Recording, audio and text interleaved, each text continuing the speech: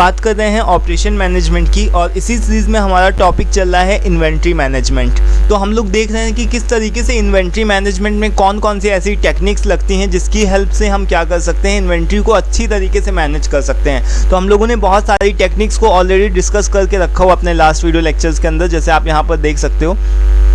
इधर inventory management की inventory को कंट्रोल करने की कुछ एक टेक्निक्स लिखी हुई हैं, जैसे एबीसी एनालिसिस क्या होता है, एबीसी एनालिसिस को हम लोगों ने डिस्कस किया है। देन हम लोगों ने जेआईटी टेक्निक, जो जेआईटी जस्ट इन टाइम के तौर पे आता है, जस्ट इन टाइम एक तरीके की टेक्निक होती है, इसको भी हम लोग इन्वेंट्री मैनेजमेंट में करते हैं, इसको भी हम लोगों ने लास्ट वीडियो में देखा था।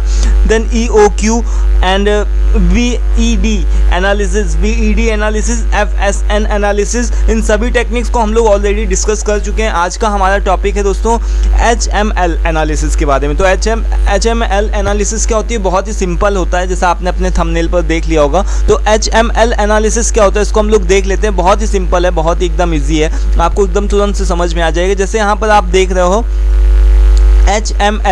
HML का सिंपल सा जो मतलब होता है, उसका जो फुल फॉर्म होता है, यानी कि high medium and low in terms of money.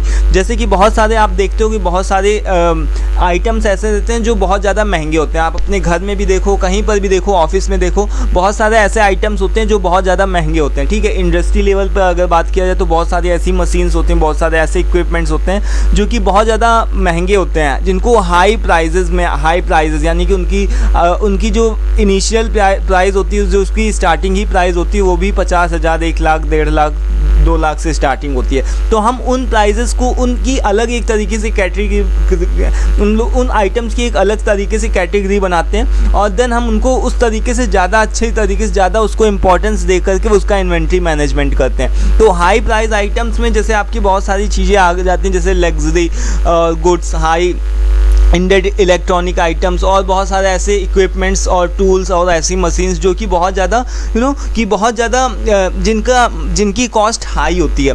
Then आपका मीडियम में आती है, मीडियम जिसकी कॉस्ट रहती है, जैसे बहुत सारी ऐसी चीज़ें हो गई, जैसे क्लोथिंग आइटम्स हो गए, हाउस होल्ड, ऐसी चीज़ें जो कि आपकी नॉर्मल चलती हैं। नॉर्मल का मतलब कि देखते होगे कि जिनकी प्राइस नॉर्मल रहती है, एवरेज रहती है, जहाँ बहुत ज़्यादा हाई रहती है ना बहुत ज़्यादा लो रहती है, तो उनकी हम अलग तरीके से इन्वेंट्री करते हैं। एंड देन हमारा सबसे लास्ट में आता है लो। तो लो आइटम्स में क्या होता है, लो प्राइस के आइटम्स क्या होते हैं जो कि बहुत ज़्यादा यानी कि कम पैसों में बहुत सारे आ जाते हैं। जैसे कि आप देखते होगे कि ढक्कन हो गए, पेन हो गए, मार्कर हो गया, चौक हो गया, है ना। तो ये सारी चीज़ें भी कंपनी में इंडस्ट्री लेवल पर यूज़ होती हैं, कागज़ हो गया, पेन हो गया, है ना। तो ये सभी चीज़ें यूज़ होती हैं। तो अब जब ये यूज़ होती हैं तो इनकी भी इन्वेंट्री करोगे आप, तो किस तरीके से करोगे, बहुत ज़्यादा यानी कि इसको तो बहुत ज़्यादा इंपॉर्टेंस नहीं दोगे ना। लो प्राइस के आइटम्स हैं, ज़्यादा मान लो कि इसमें 5, 10, 20 रुपए की चीज़ है, तो इसमें आपका बहुत ज़्यादा कॉन्सर्न थोड़ी ना करोगे। आप किस में ज़्यादा कॉन्सर्न करोगे, हाई प्राइस की जो आइटम्स होंगे उनके ऊपर ज़्यादा आप देखभाल करोगे,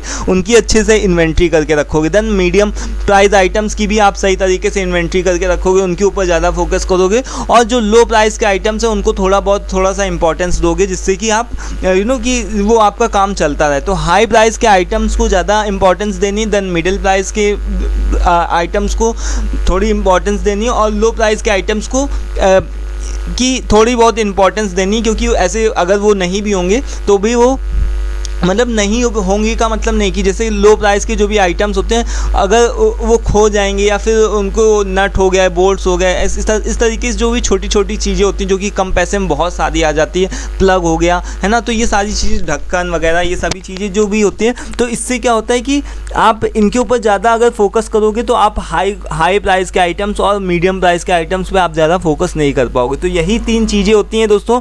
ये एक तरीके से हम इसको कैटेगराइज बना देते हैं कि कौन सा प्राइस किस हिसाब से, यानी कि प्राइस के हिसाब से हम उसका इन्वेंट्री का मैनेजमेंट करते हैं, है ना। तो यही होता है दोस्तों HML। आई होप कि आपको क्लियर हो गया होगा, एकदम सिंपल सा था, बहुत ही एकदम जस्ट इजी था। तो आप यहाँ पर देख सकते हो, स्क्रीनशॉट ले लो, उसको अच्छे से तैयार कर लेना। शॉर्ट क्वेश्चन में पूछा जा सकता है और नहीं तो इन्वेंट्री मैनेजमेंट में आए तो आप इसको एक तरीके से ऐसे लिख सकते हो कि इन्वेंट्री मैनेजमेंट में HML टेक्निक यूज़ की जाती है। ठीक है, उसका एनालिसिस किस तरीके से किया जाता है यहाँ पर इस तरीके से लिख सकते हो। ठीक है, तो आई होप कि क्लियर हो गया होगा। स्टिल कोई कंफ्यूजन डाउट हो आप पूछ सकते हो। नेक्स्ट वीडियो में हम लोग एक और दूसरी टेक्निक के ऊपर डिस्कस करेंगे, SDE एनालिसिस को। ठीक है, ये भी बहुत सिंपल है जैसे कि आज मैंने बताया। ठीक है, ये भी बहुत एकदम ईजी है।